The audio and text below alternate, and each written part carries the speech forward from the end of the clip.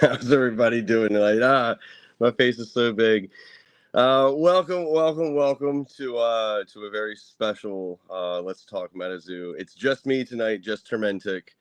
And I realized actually as I was putting this together, this is the 31st, I guess, episode, if you want to call that, of this talk show that CNO and I put together back in like February, January. So yeah, 31st episode, 31st video live stream this year. Thought that was kind of cool. But tonight I'm really excited because we're gonna go through chapters 1 through 4 of the manga. Exactly, 31st. I don't know who that is on Facebook. I was able to actually hook it back up to Facebook too, so we're streaming on Facebook, YouTube, and Twitch. Unfortunately, I don't know what what your name is if you make a comment on Facebook, so I apologize if I don't acknowledge you. But welcome. We're gonna, like I said, we're gonna go through chapters 1 through 4 of the manga. Explain a little bit more in detail some of the little finer details, some of the Easter eggs. If you have any questions while we're doing this, please, while we're in the middle of something, ask. This is all just basically to try to get the storyline out again. I'm really excited. We haven't had this much lore central info really since the original comics came out. Some of what I'm going to be drawing from is from the original comics. Some of it is going to be speculation. So just so everybody is aware, until it's actually in writing, we don't really know. So like this is entire stream of theory craft. So I'm excited. But before we start, does anybody have any questions or anything like that? Welcome to the stream. Again, this is Let's Talk MetaZoo. I'm super excited for this. I've never done an actual live stream by myself solo about lore, answering questions, going through stuff like that. So I don't know. I'm nervous, but I'm excited at the same time. But yeah, anybody have any questions? Let me know. Let me get this set up correct because I figured out a way to bring it up to where we can actually go through. Like I said, we can go through all 4 chapters that have been released so far. So right off the bat, I love how the first one is colorized. A lot of people have asked, why is the first one colorized? Well, the other ones haven't been. Well, traditionally with most mangas, the first is colorized. Then they also colorize special, like anniversary editions and things like that. Besides that, basically just because of how boom, boom, boom they come out, most of them are traditionally black and white. Were you able to identify most of the beasties in the latest chapter? Wow. Well, I'm not sure. When we get there, we'll make sure you point that out because I'm not sure what you mean. Because the last chapter chapter 4 that just came out, the majority of it was them fighting Mothman. Yeah, well, we'll get to that. We'll get to that one. We'll get to that one. So anyway, I was thinking about this when I was looking at this earlier. I wonder if this is some sort of affinity to for the atom for cosmic, because they're very, very close, because you can actually see how, like, it looks like Rose in essence is riding Hodag. Same as always, for some reason I've always had this like affinity with him and Pie Bird, but I don't know, in the spirit. So there's some spirit. I know there's well, like I said, we'll get there, Darwin. You get me ahead of time. We're chat. We'll get there. See, I'm getting excited already. So anyway, yes, chapter 1, the Shattering the Veil. We get to the first opening panel, and it's November 15th, 1966. A dark figure emerged pretty much from the forest. Very interesting. That's about the time that Mothman really started showing up in Point Pleasant. Mothman showed up in mid-November of 1966. And it's interesting that that's the same time, pretty much in essence, almost, that Indrid Cold actually showed up. It also could have something to do with, as you see, he's walking down the forest. It appears that he somehow, I guess, must have escaped. He must have been able to get some way through the veil, or maybe he was like awoke. Maybe he was asleep or something. And we're not entirely sure where he's been since the veil was put in place. But that tells me this is the first time that Indrid Cold, that's who this is, has actually been on our side of the veil since the veil was put up 1,000 years ago, because of that line, the same stars. So as he's going, he actually starts manipulating and seeing the veil. I love how they actually illustrated this too, because it's invisible, but it's there at the same time. And great job of that, Rock, right there, in getting that actual visualization with it. He realizes that it's actually thin. That's one of the reasons why he was able to actually, I guess, escape, or somehow he was able to appear. And he senses his old friend, which is Mothman.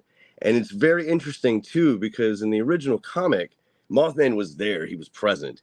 In this, he almost looks like he's still being viewed behind the veil. So it kind of eludes me to think that maybe with Indrid Cold being able to break wherever he was, get out of, like, for asleep or imprisoned or somehow from the veil, Mothman followed him in essence. Um, Something too, and this is just my complete assumption. I think the bridge that Indrid Cold is walking on right here, I think that's the Silver Bridge that actually collapsed in 1967 in in Point Pleasant. It's one of the things that Mothman is actually attributed with, is the Silver Bridge collapse, the tragedy that happened. But the way this is positioned with him walking into the city, I know that this green sign right here is a throwback to the actual "Welcome to Point Pleasant" sign as you go into the city. Like I've seen that in other videos. But I think this bridge honestly is the Silver Bridge, which would have still been standing in 1966. So that's just an interesting little point. But then it jumps all the way to 2024. So like that was it. Like that was our nice introduction to Indrid Cold. We don't really know what's going on. We realize he escaped from somewhere and he's just merrily walking down the road. So then it jumps to August 12th of 2024. Okay. And it's a baseball game in the same city, Point Pleasant. And this is the first time we actually meet Sam and Adam. Both Sam and Adam are 8 years old, but they're playing baseball with 12 to 14-year-olds because of how talented they are. People think it's just raw, natural athletic talent. Really, it's an innate ability that will be later explained. That's how, for example, Adam is able to tell when Sam is about to hit the ball really hard. Sam is able to tell the trajectory of where the ball is coming, is because of their powers. And yes, it is a huge time skip, but I either think that there's a reason why, or it was an explanation of, again, there'll be a reason why, I think, for the time skip, because at no point at any of this do we ever find out anything about Sam's parents, really, Adam's parents, really. We don't find out any of that. We don't have no idea what Indrid Cold's been up to since 2024. So yeah, it's a huge time skip, but I feel like it's going to be addressed later, because this originally, when the veil shattered, because this is the moment pre-veil shattering, like minutes before. In the original comic, that happened in 2021. So this was a jump from the original comics, even by a couple years. So I don't know why. I don't know why 2024 was the date that it was picked. But August 12th, 2024 is when everything picks back up. Again, Adam and Sam, they have what they call, it's later on they're called abstract powers. At least that's what they were originally in the OG comics. We'll find out, because there's some stuff that's coming up in probably chapter 5, chapter 6 that I'm going to talk about a little bit, but I want to wait until chapter 5 or 6, because that's when they showed up in the original comics, and some stuff has been tweaked. A lot of it is pretty much almost the same. But I want to make sure those things are actually explained before I try to explain them, if that makes any sort of sense. So anyway, this right here is Adam and Sam basically using their innate abilities of being able to just play baseball, being able to figure out where the ball is going to go, what the other one's going to do. Sam is a powerhouse when it comes to baseball, knocks it out of the field. Boom, the crowd goes wild. Everybody's excited. It's kind of cool, because if you actually look at some of the panels right here, though, you can actually see, like, right here, this is M, and then over here is Rose. You can actually see how they're both actually right there at the baseball field. Another one that's actually kind of funny to me is, if you look over here, I'm pretty sure that this is Andy and Mike right here on the other side, on the top of Moth. Pretty sure that's Andy and Mike. So they're super excited. They just won the baseball game. Everybody's ecstatic, and then all of a sudden they hear this rip, and this rip is literally the veil shattering. People start calling out for help. People start screaming. No one really has any idea what's going on. I love the fact that they actually highlighted the three of them right here: Sam, Adam, and Rose, because those are the three main characters. And then you actually see a little smile of Indrid Cold right there, which is interesting because it means that he's somehow connected to the veil shattering, in my opinion, or he predicted it. He might know. He somehow was it involved indirectly or directly to the veil. Like it can be tied somehow to his actions. Again, huge time skip, like you brought up, Darwin. Huge time skip. What has he been up to? We have no idea at the moment. It then starts going into some of the things that was actually happening to the people. This Mr. Burgeons right here, he was a local librarian. He started to age rapidly. You could actually see how he just basically, boom, started actually becoming a skull. Drake Dillon, who loved nothing more than to play catch with his father since he was a young boy, watched as his parents burst from the inside. Chris Gold, who was a custodian and took care of sick kids whenever he could afford to, had so much aura power pouring out of him that his eyes liquefied. That's what was happening. Was as the veil shattered, all of the magic that had been pushed back, all of the magic that had separated humans and magical beasts, all of it just poured right smack dab right back into humanity. The majority of people that had huge aura reserves, aura potential, I'm pretty confident that they had no idea how to actually channel or use it. And because of it, a lot of them died. I know that from conversations that Mike actually has had in the Lord channel, that it was something crazy where, I mean, yes, we were talking about the potential of somebody and basically being like an evergreen caster level. And we were basically inside the chat, we were talking about like population, for example, and like the population of the United States. And we kind of deduced it to where there was like, oh, wow, with the population that exists now, technically there should be 132. But on that same token, you have to think of the ones that could contain the power, the ones that could mold the power, the ones that even recognized the power was there, the ones that had time to actually do any of the above, the ones that had time but had other responsibilities that they had to take care of, so they couldn't focus on that. So the amount of people when the veil shattered that weren't able to control their aura, I think were thousands. I think it was hundreds of thousands, and it wasn't just like localized in the United States, North America. It was across the world. No, the veil wasn't broken in the 60s. The veil broke in 2024. The veil started getting thinner and weaker in the 60s. That's when Indrid Cold was able to actually come through. That's the thing, is that the veil was still in place all the way up to 2024. It was just weaker. We'll pause here for a second as because I want to get into this tangent too, because it's kind of a cool thought. The reason why over the last like 50, 60 years or so, you could actually say that there have been more ghost reports, aliens, any sort of UFO activity, or any sort of cryptid sightings, Bigfoot, um, Mothman, or any of the smaller ones. The reason why there's more of it is because as we started getting closer to 2024, the veil started getting weaker and weaker, and it allowed these things to either come through or to be viewed through them. There's a really good theory that I have running that all of the animals, well, I can't say all because of the manga now, but the majority of animals are actually cryptids veiled because of the veil that was put in place. Because of the veil being there, separating them from magic, they weren't able to appear the way they should have if they actually had all of the magic inside of them. So that's why I paused at this, because this panel is super, super, super important. Oh, as I scroll right by it. This shows that not only were humans not able to, not some humans were not able to control the aura that was pouring into them, some of them actually were transformed into cryptids. Because if you see, that's clearly right here. one of the baseball uniforms from the opposing team, and that is now a cryptid. So it's everything that we see in our world right now, pre-veil shattering, is completely viewed with no magic. And as soon as that veil shattered, everything poured back in and everything became clear. It's interesting because you can actually see how much aura is pouring out of Adam and Sam right here as well too.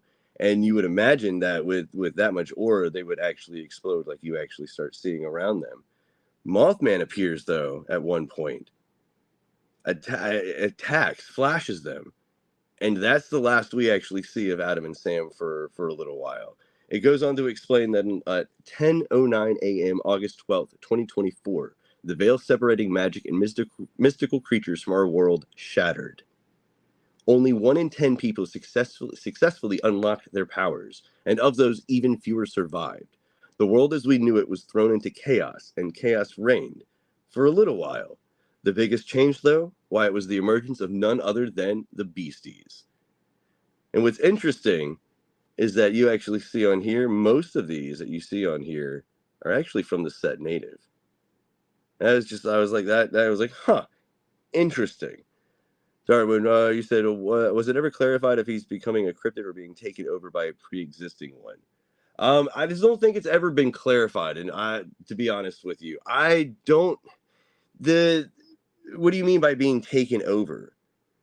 Because it's almost kind of one existing in the same thing, where it would be. Think of it like I have Bigfoot DNA inside of myself, but with the veil in place, none of that actually shows. With the veil being broken, it being shattered, that DNA would then be able to turn me into a Sasquatch in essence because of me having that latent Sasquatch DNA from whatever or however. Now it's a really simplified way of looking at it. But I don't know if like because the only way they could actually be like taken over would be if like they exchanged places or something like that. I would feel. Why did Mothman and Injured wait until 24 if they showed them the 60? We're not sure. That's something I was saying at the beginning. We're not entirely sure why it actually took them so long. But at the same time, though, the veil could have just gotten so thin, it could have gotten so weak that it allowed Indrid to come out to be free. And that's again, we're assuming that Indrid was actually behind the veil. Indrid could have been on our side the entire time as an Evergreen caster level, and he could have just been not he could have not had access to major magic, major power. But again, we don't know. We don't have that much information about Indrid, what he was up to in all of those years. But he definitely did recognize that the veil was thinner in Point Pleasant in the 60s. And we're assuming he also stayed in that area. Again, we have no idea what he's been up to for the past like 60 odd years or so. So the veil shatters, and you can actually see right here, this is kind of cool. They don't even show us North America, but they actually show us South America. I'm assuming this right here looks like it's actually major explosions, major aura explosions happening all over the planet. Again, then this is when the beasties first actually started to emerge once the veil actually shattered, which is interesting to me because it tells me that love was somehow behind the veil. If love was here, that means that love not was not like it was. It's just interesting. It's just interesting. So then it jumps another 4 years. Sam is now 12 years old. One of the first Easter eggs that I thought was really, really cool was here. And this picture right here, if you look with the orange hair, we know who that is because of Topps Chrome. That's Ben B. We have no idea what else besides that. We're pretty confident that he is somehow related to Paul Bunyan. There is one promo card circulating around that has him with Paul Bunyan. But that's an actual picture of Ben B right there in the corner. And then, of course, Adam and Sam. Sam and Adam have been adopted by this man named M. M is a very powerful caster. He appeared a couple days after the veil shattered and helped them actually establish the order in Point Pleasant. He says right here, name M, no idea what it's short for. I had theories that I actually think he's actually Merlin. His age is unknown. We do know that around from his card, we do know that his birth date is around 1000 AD, I believe. Eye color ash gray, trousers wrinkled, fashion sense questionable. Another really cool Easter egg is this the cookie right here. That is a Century Box Devil cookie. M is not a really good cook. So he tries to make some breakfast. Sam kind of complains about it, of like, a little preteen like he does, and M pretty much just is like, oh, I love him, and then he gets all mad because like he's a really powerful caster. M doesn't actually need a spell book to cast most spells, but this actually makes it seem where he just gets frustrated easy with like simple spells and stuff like that with like a cleaning. So just because, yeah, it says M's love for Sam and Adam was as strong as his magical abilities, which were as sloppy as they were strong. So I guess, I don't know, it just kind of made me giggle a little. Sam's off to school. This is cool because this is actually directly from the original comic as well too, where he sees all of the posters that are on side of the Mrs. Chapel's fence. Sorry, and he always snags different ones that he likes. You have like I Want to Believe right over here. Um, that I think just says crypto. I'm not sure. That I'm pretty sure. The pink one, I'm pretty sure that's an advertisement for the water tower Agua Azul. You can kind of, it says almost kind of like Agua here. It almost looks a little like maybe Azul, which this would be a tower that would be close to where Sam lived. Sam was growing up in Point Pleasant. Can't really make out the other ones. Sam gets to school and he realizes that Adam is practicing magic. Yeah, he's actually casting a contract basically on Chibi Jackalope and making it do things. He's using this as a way of actually teaching other students. It doesn't. I don't really get the feeling that he's kind of showing off. In the original comic, it kind of seemed like he was showing off. This it seemed like he was almost kind of like teaching these kids a little bit. Like he even says it as I was saying. A spell book isn't strictly necessary to casting a spell. Willpower for simple casting is always is all that's necessary. He does have his spell book out, you can see. But later on, you actually see him actually. He actually can see it right now. He does it with just his hand. He snaps, and it basically makes the jackalope starts dancing. Can't really express that in the manga, but in the original comics, that's what he did. He snapped, and the jackalope actually started dancing a little bit. Sam doesn't like people contracting beasties. He doesn't like people forcing beasties to actually do things that they don't want to do. Sam is on the side that when the veil shattered and everything happened, the calamity that ensued, it was because of the magic. It wasn't because of the beasties. So he refuses to cast magic completely. Like, I'm not doing it. And he loves the beasties because he doesn't view the beasties as the ones that caused all of it. It was the magic. It's the opposite for Adam. Adam views it that it wasn't the beasties, it was the magic. It was the magic that the beasties have. It was the person who has this beastie contracted that can do this thing. So they're completely different paradigms, if you will, on their thought process of exactly where beasties and magic kind of align. It's kind of funny because the Chibi Jackalope jumps away, actually just makes one of the tires. In the old comics, it was one of the trucks, I think, of one of the seniors. It actually ran it torn in and gouged it. But you can see right here where how Adam and Sam, they just don't agree on this. Where Sam again thinks it was the magic that caused everything. Adam actually says it was the beasties. He's like, why do you think I'm learning this stuff? How else are we going to stop? Because again, he's trying to. How else are we going to stop if you were going to continue that? The beasties, Mothman, the massacre created by magic that killed both of our families. Boom. That's right there about Sam actually saying that it's all the magic's fault. And again, Sam and Adam are 12 years old and they have arrived at childhood end. That's kind of true because, but from this point forward, life just, I mean, life existed. Life was, they had schools, they had this, they had that. But with Sam specifically not wanting to learn magic, it got really hard for him. I love the progression these next couple panels actually show too. Sam is 13. He's super happy-go-lucky. You can see some of the flyers on the back. This is nice because that's actually probably, have you seen Injured Cold? I'm pretty sure. I Want to Believe over here. What is this? We buy spell books. That's kind of interesting. This is a unicorn horn. I think it's something like We Buy Unicorns. I can't read it, but it's good to point that one out. We scroll down, we can actually see where you can see how Sam actually looks like he's getting beat up a little bit. He has this cryptid cam. That's kind of cool. We have there's a Dingville one right over here. They come down. You can see he's getting beat up a little bit again. Sam is 15. He's taking to using his cryptic cam to capture the images of cryptids around Point Pleasant. See this right. This is why I point out the unicorns. This is Save the Unicorn right here. Again, going down. Sam is 16. You can see how over the years he got like super bullied because of his refusal to actually practice magic. It's down to basically to where it's a routine. He's 16 years old, and his morning bullies basically make their on-time appearance. Blake, Steven, and Stefan and Victor. From the original comics, they bullied him every single morning. They basically were like, "Why won't you actually do anything? Like this is kind of dumb. You need to actually cast magic." I will want to point out, I do like how they actually are doing the highlight of like beastie codename River Dino. I really do like how they're actually doing that. You're mad at him being a punk. M is a card, but Merlin is not. You're correct, buddy, man. M is actually a really cool card. Oh, dude, I love his ability to create a separate veil to actually take it out of the arena. It's a great effect. Basically, Blake has cast this River Dino onto Sam to make it attack.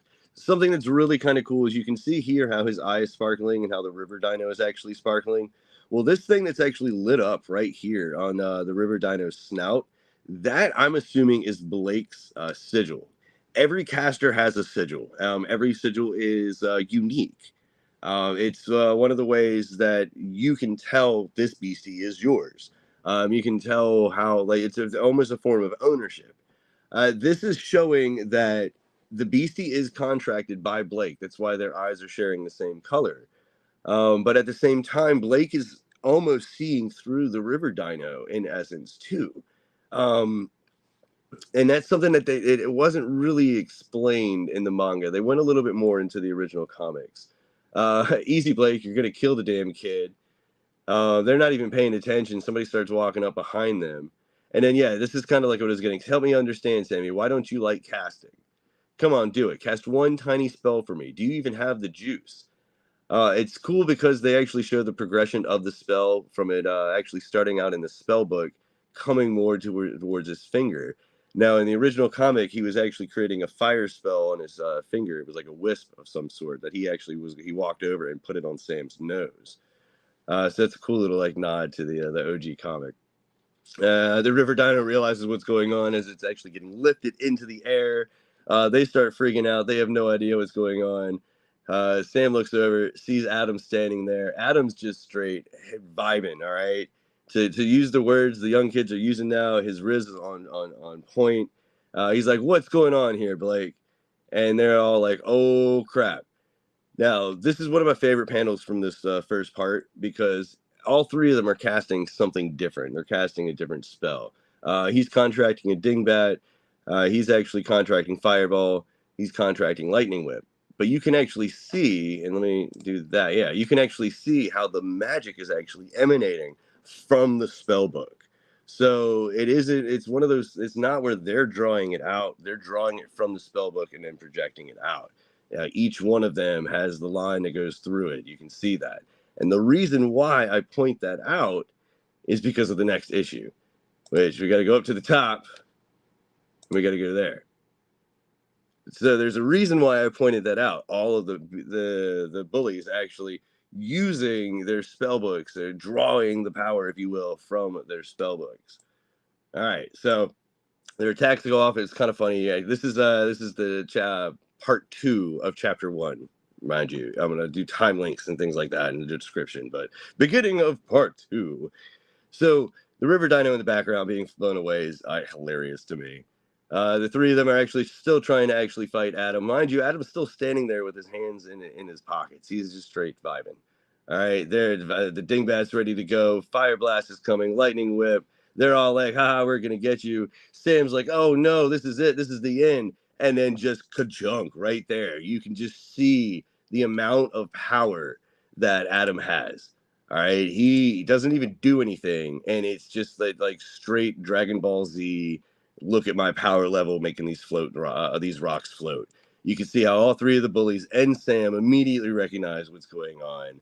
The whoosh is emanating from him, the aura, the power that Adam actually exudes. I love how they do this because it's the truth. In the original comics, Adam was a prodigy among prodigies. Adam had so much power, it was ridiculous. He left for school every morning super early to go train 2 hours a day before they actually started their classes. In the original comic, he was head of sports teams. He was a nerdy dude before the veil shattered. It seems like, but even as a nerdy dude, he excelled in the world post veil shattering just because of his innate magical abilities. He was able to do so much. And just like M, he is able to do some magic without even having to pull out a spell book. He says, without pulling out his spell book, without even taking his hands out of his pockets, an immense aura surrounded Adam that made the very air vibrate. And it's just a well done, Rock, with that illustration. So you can actually see how his aura, how his willpower alone is making the spells themselves disintegrate. That's how powerful Adam is with his hands in his pockets. Dude loses his mind and they just run away. Sam, of course, it's like, oh, that's awesome. You're here, and this is the only time we see Rose, and this is the only time we see Adam for a while too. But then Rose shows up. Rose Robinson. She says she's 16. We've assumed that she has an affinity with healing. She has an affinity with like the forest aura, and that's based off of some of the cards that we've seen. We don't honestly know that much about Rose and Adam. I'm really excited for later issues because, like, again, we don't really know that much about their backstory. We can only make conjecture, what are the words? Conjectures based off the card art that we've actually seen. So and especially with this illustration right here, the original comic, she did have an affinity for healing, if I remember. So I like how they actually kept that. I would still assume that she probably has an affinity for Earth Aura, but we'll have to find out. I wonder if Adam is using Aura Boost. Ooh, a boost aura. That's interesting. Okay, I hadn't thought about that. That's kind of cool. I mean, maybe, but at the same time, though, it's such an immense pressure. Think of it as animes do it all the time, where someone will have like an immense like spiritual pressure, if you will, but until they turn it on, they're normal. They're all just chilling with you. They're your homie. But then as soon as you do something, they turn it on, and then it's just like gravity, just like pushes you down. That's kind of how I viewed that right there, where Adam knows he has this immense aura, this immense potential, but he only uses it when he has to, and the rest of the time he's just straight chilling. You know, he's the dude with his hands in his pockets. I mean, I like it. Adam, excuse my language, is a badass in the manga, and I love it. So this point right here, this is where you find out that Adam and Rose have actually been accepted into Quimble's. Quimble's, based off the original comics and what we've read from chapter 2, is the premier magical school on the East Coast, like the school of schools. And for them to actually be going at such an age is unheard of. Quimble's has some of the best research. Some of the original comics, actually, there's comments of some of the researchers who turned out to be M clones.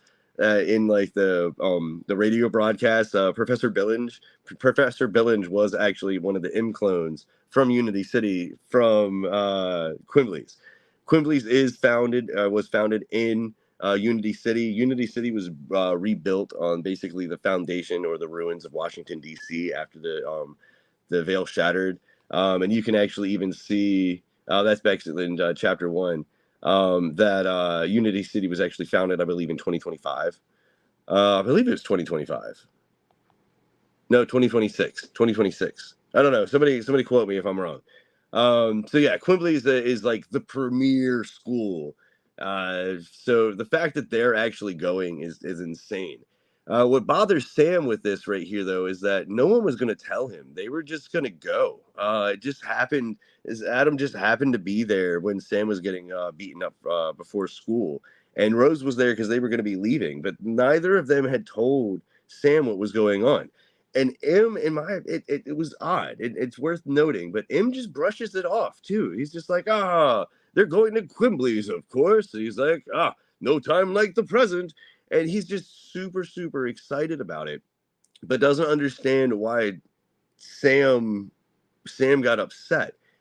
And there's a reason why Sam, in my opinion, isn't pushed by M to learn magic. That's one thing everybody like. I've had a lot of people ask me is like, well, why don't you think M actually like taught Sam magic? M respected Sam's decision to not learn magic, knowing that eventually Sam was most likely going to have to learn how to cast magic, even in a basic sense. And I don't know. It was just he just I don't know. It was just odd to me how excited M seemed to be, but it seemed like he did it on purpose in a way to protect Sam. And we'll find out more about that once we get to chapter 2 and he meets the Rainbow Wizard. We are going to go through the picture at the end of chapter 2 and go through all of the different power structures and such. So then we have another time jump, another 2 years. This brings us actually to our final time jump. It is now 2034. Are there any religious characters? As far as I'm aware, no. Not in the religious sense that you would think, like existing religions to imagine. You have to imagine too that this is post veil shattering, which would completely change and revolutionize almost every known governmental, religion, social, economic structure in the world. Not saying that some religions wouldn't exist outside of it, but they never once, and I kind of like that. And MetaZoo's never once mentioned a specific religion. They might have made up a couple because I mean there were countless wars or whatnot in the Cryptid Nation, leading up to Unity City's founding, leading up to the 2034 where we actually find ourselves right now. Some of those crusades could have been a religious sense, but not in a religious sense of like real world religion, if that makes any sense. You see a lot of dark characters and would think that people would like at least cling to the light amidst the darkness. Well, that's the thing is that even in folklore and myth, there's the light and the dark. So you don't even have to go a full religious way to even you don't even have to really name a specific major religion in order to actually kind of evoke that, I feel. Tons of different symbology though with the cross. That's so like you can look past some of that. It's one of those where it's not injected, so I never actually look at it in that sense, wordsmith. So you find Sam right here. He's 18 years old. He's it sounds like he's still a little upset that Adam and Rose left. Remember, those were basically his two really best friends.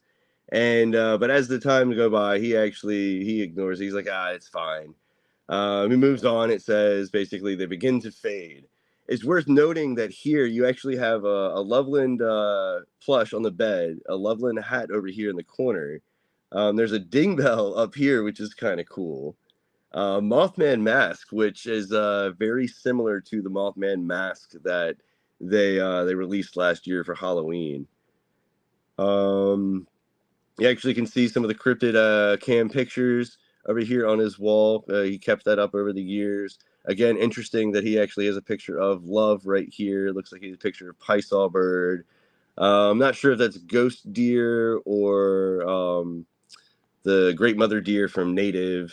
I can't remember her name. I can't remember her name off the top of my head. That's Ding Bell. That might be a river dino. Multiple baseball. Used to be multiple baseballs. Up top. Okay, I could see that. I could see that Bubba logo. Multiple baseballs right over here. Could be basically feel like winning home runs, things like that. Yeah, it's kind of cool. There's a walking Sam. That totally could be a walking Sam head right here. Over here in the corner. I didn't never actually put that together. There's also then I mean you have the crystal ball potential. Ooh, look at that. There's some more gold pieces right here. You see the deer woman. Okay. You do see the gold pieces actually closer, which it says Sam still kept in touch with Rose through Uncle Sam's snail postal service, USSPS, but Adam only ever wrote to M on paper that would mysteriously disappear the moment it was read, and M kept his secrets. Now you have Love's hat here. You have what appears to maybe be feathers from Rainbow Crow. It also could be from Hino. You have I can't remember his name, but you also have the thunder deity from Native that had the gold chain. So that tells me that M might have actually been in correspondence with other beasties throughout the entirety of him watching over pretty much Adam and Sam. It's always implied that Rose's parents survived the shattering. Like it's never actually implied that like he raised her. So I've always assumed that Rose's parents actually are still alive. But M did raise Sam. He did raise Adam. We're led to believe he has some sort of a relation with Ben B again, but we won't know that until later chapters. But for the past few nights, though, Sam had been sneaking out of his window to investigate a massive surge in spiritual aura that could not be easily explained. Now, this is really cool to me because they incorporated the hollow pattern from the MetaZoo cards into M creating the veil. What made the surge all but impossible was, of course, M's veil. When he first arrived at Point Pleasant, he installed an immense veil that kept the spirits that had emerged with the shattering of the veil at bay. He created, and this is something I think he actually says in this. I love how the original comics actually explained it, though, where he's basically goes, all veils are imperfect. Not every veil is going to be able to do 100% of what that veil was created to do. So it implies that you can use veils for all sorts of different things. You can use them to protect a town. You can use them to protect a planet. You can use them to separate humanity from magic. You can use them to hide yourself potentially. Like veils have a lot of limitless potential. And you can actually kind of see how almost in essence it looks like he created this veil, this bubble around the city. Other cities, like you were saying, was not so lucky. You can see how this one didn't have a veil, and the spirit storms, they don't really get into the spirit storms that much. But the spirit storm, in essence, in my opinion, wrecked most of those cities. Um, when the veil shattered, and actually, hold on, I think it actually gets into it in a little bit. Hold on. If not, I'll cover that. So he says, say, Im, I've been noticing that more spirits seem to be slipping through your veil. Okay, it's actually right here. To help those mourning their lost loved ones, M made it so the veil would filter out any recognizable facial features, but still, somehow, some spirits were slipping through. The problem was that when the veil shattered, graveyards, mass graves, areas that people actually had died in, those spirits rose up. That's what, in essence, created the spirit storms. Swaths, hundreds of thousands of spirits roaming across the country, just led by one or two, a dozen different things. Just like think of it as like a cold front almost. So any big populated area had to have somehow protected itself, or those spirits would have been able to actually get into that town. They would have been able to get into that city. So what was happening was people were actually going to the Vale before M made it to where you couldn't see the faces. People were going to the Vale and they were actually seeing loved ones, and it was not a good thing. So M actually went in and made it to where you couldn't tell who these people were. Um, I love that even when but even before he's left the house, you can actually see how the cryptid tower is starting to overload a little bit right there. I love that knot. That's awesome. But Sam's like, "Is it getting weaker?" And Im's like, "No, it's not that. You said your veil was the most powerful one cast on the East Coast. That's right. Then what, Sam? All veils are imperfect in their own way. So there might be ways of getting through it, but for the most part, M is very confident that if something was going to attack Point Pleasant, again, a super strong barrier, if something was going to attack Point Pleasant, he would be able to tell what it is. He's like, man, we need a faith-based character badly, and if you're not a particular religion, just light oriented, there's so much more. Well, see, that's the thing though, is that there is a light aura, so we have to wait till we actually get to actually start seeing the light aura being used more. That probably actually will fill that. So Sam actually decides that he's actually going to slip out the window. He's actually going to leave that night. If you look up here, it's kind of cool. You can actually see Mothman. And as he's leaving, as he's actually walking to where the spirits are coming through, he starts listening to the broadcast, Cryptid FM. M would probably be the strongest caster in Point Pleasant at this point. I would say yes, Babaluka. Oh boy, is anybody reading this? But he's thinking to himself that's scary enough, basically talking about the veil, how like M's even saying it's imperfect, but it isn't nearly as scary as the fact that this on this side of the veil they still don't have faces, meaning that they were somehow getting through the barrier, but the effects of M's magic on removing their identity was still affecting them. So that's what Sam's thinking about right there. Like, it's weird that they're getting through, but at the same time the magic is affecting them. So now you actually hear from Cyril. He's the lovely broadcaster from Cryptid FM, coming at you live from the center of paranormal activity, Point Pleasant, West Virginia.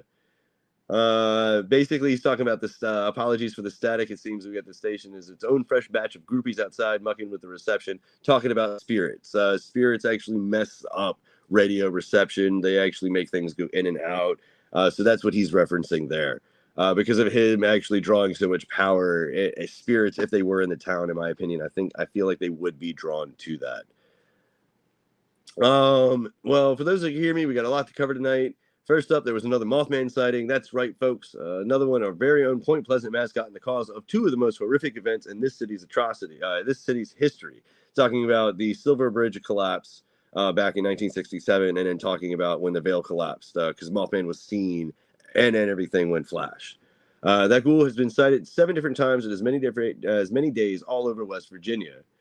Then he goes on to actually talk about their sponsor, which I love those. There was a Ding Bell one from chapter 4 that I love making a little advert, but Hodag Hose, a nutritious all-natural breakfast cereal with real forest greens.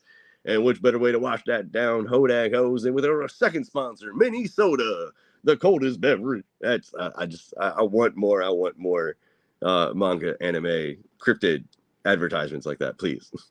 So anyway, in the middle of the actual broadcast, the cryptid tower erupts into a bright flash. Sam looks up, and out of that bright flash, Mothman appears. Mothman is just straight boom. All right.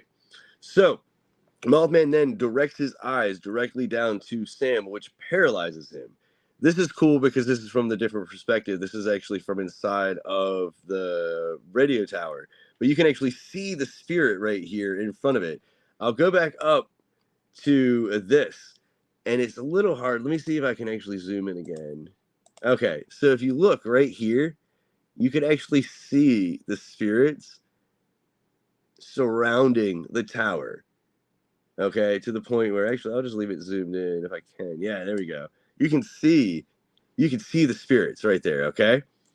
So then you come down here to the other vantage point from inside the tower, and you can actually see the spirits outside of the tower as well, too. Cool, like little tiny points. It's the details I geek about. And then you can see how they're basically obliterated because of the explosion from Mothman. Sam is frozen in place. Mothman's gaze is on Sam. Sam feels like he's actually starting to fall. He starts doubting himself. He thinks everybody around him is going to leave him. He thinks he's destitute. He thinks he's alone. He has no idea how anything is actually going to happen. And all of a sudden, M catches him. As soon as M catches him, he starts actually feeling more relieved. M, of course, in M fashion, starts lecturing him. Sam, you're really not supposed to be out past dusk. We discussed this. And I love this. Don't look at it, Sam. Look only at me. Clever. They use contracts with spirits to change their energy signature, enough to slip them past my barrier. The crafty devils even enveloped them in veils, so it couldn't just see how many of them had actually slipped in. To think someone could have tricked me like this. I've gotten too old. Listen to me very carefully, Sam. I'm going to fix this. It's great because what he's explaining is that the spirits changed their energy spirit, energy spirit signature in order to mask themselves. And they conglomerated in one spot in order to actually create a focal point that pierced the veil that Emmett put in place around Point Pleasant, allowing Mothman to come through. And in the original comics, it was hundreds of these spirits, and they had slowly gotten through the veil themselves because of changing their signature over the course of like a month, 2 months. And they surrounded the tower, they ignited it, created that focal point, which allowed Mothman to actually break through.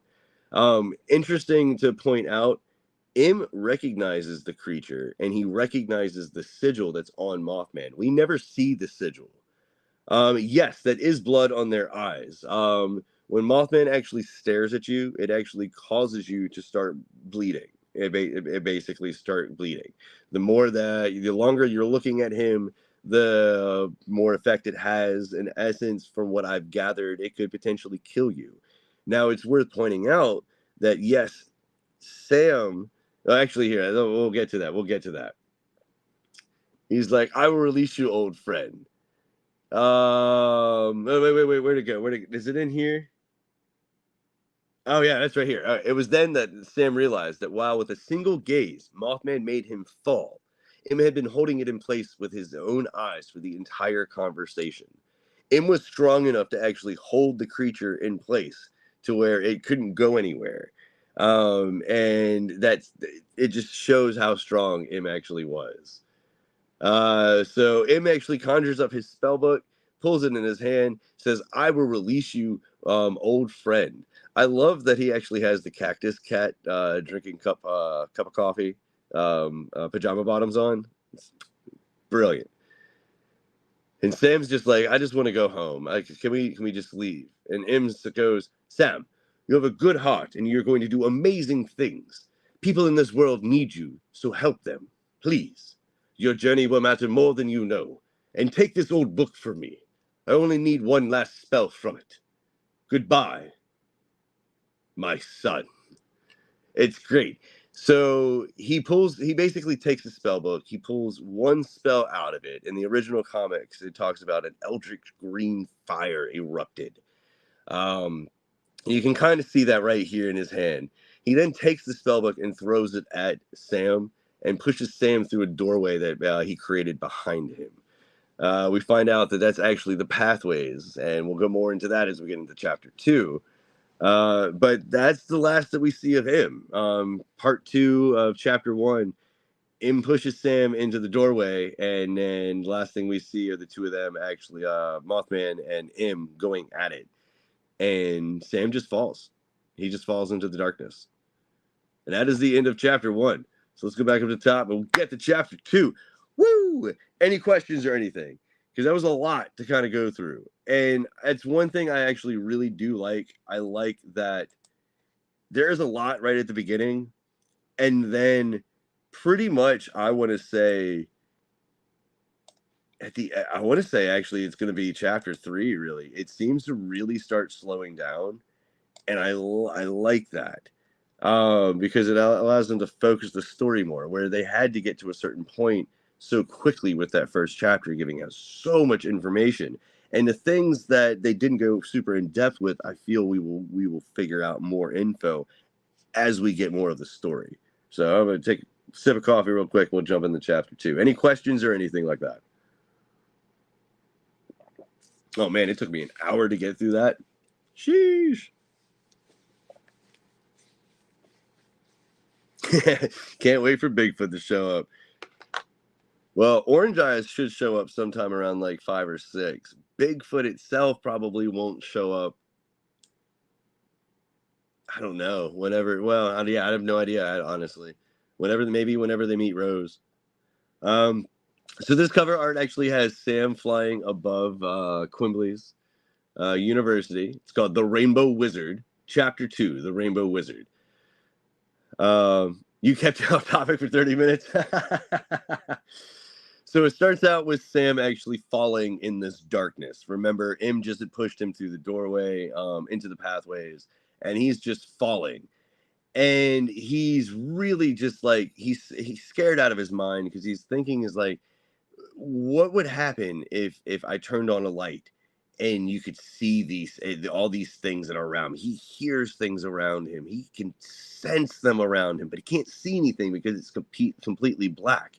He's even like, what are these things moving off in the distance? And so just like imagine that insanity, that fear of being in a complete black chasm. You're free falling through, and you can just feel these things around you. You can sense these things around you. You're not falling fast. There's no wind gushing through you. It's complete silence. And then you hear a groan or you hear something like that's what the pathways are. That's where he's in right now. And then he notices something. He actually sees a road and he sees somebody walking down that road. And he suddenly remembers a memory. Now, in the original comics, it was his dad that was actually telling him that it was called the Evergreen Roads, Sam. That was his dad. We're not sure. It's not named or anything in the manga. So we're not sure. But he's slowly falling towards that figure that's on that road, that's slowly walking, that tap, tap, tap, tap, tap, tap. And he knows that if something was to, whatever that thing is, if it was to see him, if it was to gaze upon Sam in this black nothingness, that Sam would literally be killed. He would actually, there's no hope for him. This thing would eat him. And so he is praying that this thing actually doesn't actually make eye contact with him. And it's slowly turning its head. And Sam starts losing his mind because it's almost made eye contact with him. And a doorway opens up behind him. And just when this thing, this creature, this presence is about to lock eyes with Sam, he is pulled through the doorway and he tumbles and falls face first into a trash can. Big old trash can. Clunk. And he falls asleep.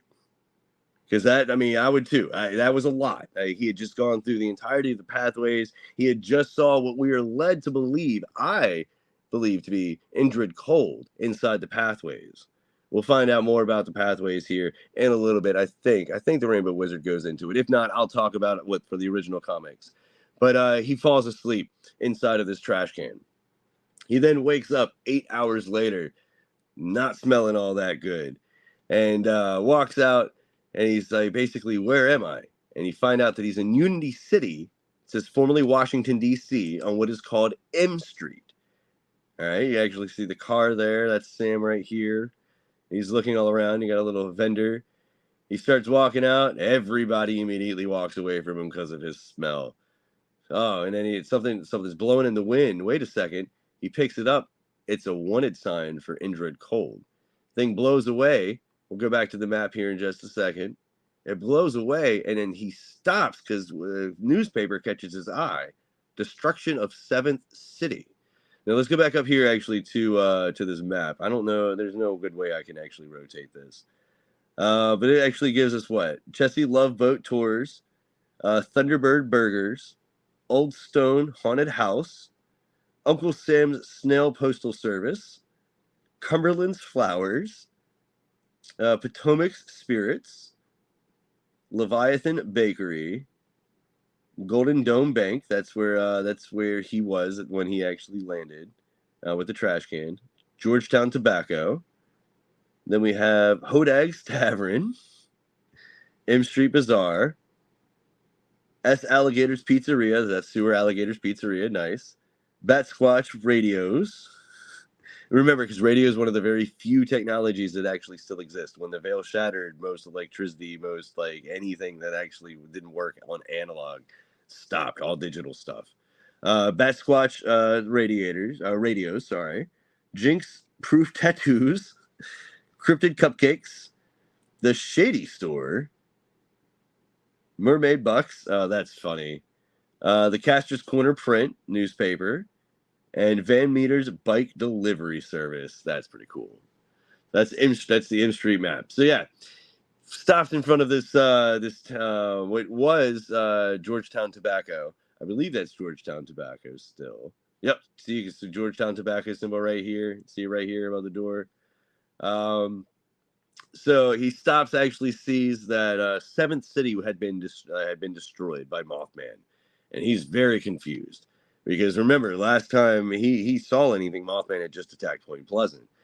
He walks inside. He sees all sorts of Terra orbs, spellbooks, cryptid masks. Terra orbs are illegal. You're not allowed to have them.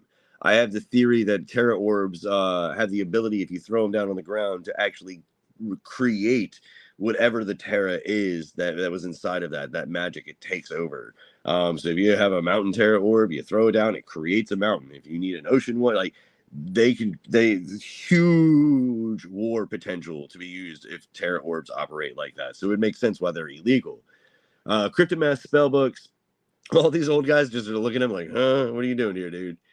They start making fun of him, telling him that he actually smells like trash. The old nice guy, though, decides that he's been through hell, so he's going to go grab him some tea. They all sit back down. They start talking again. It's really interesting because it says the one of the seventh city that was destroyed was St. Louis, and an evergreen caster put up a veil around the city in order to stop it, but it was still destroyed. Sounds very similar to Point Pleasant and what happened with M. Um, Sam actually snags the newspaper from the old man, and he's like, "What do you mean, seventh city?" The guy's like, "Seventh city has many days. That monster Mothman won't stop until he's destroyed every major city left standing, I reckon. I just don't understand why the evergreens are standing by in the shadows, and they need to put it down." The evergreens, at least one of them had gone to create a veil around St. Louis, but again, that veil was not able to stop Mothman and its attack. But this is saying that none of the evergreens have actually attacked Mothman directly yet. This is super cool. He continues to say, or at the very least, President Mathis needs to mobilize the Juggernauts and the General 10.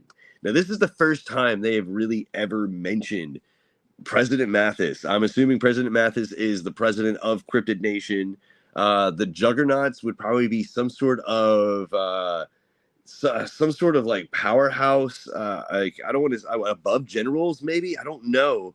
The General 10, in my opinion, it screams the 10 major towers.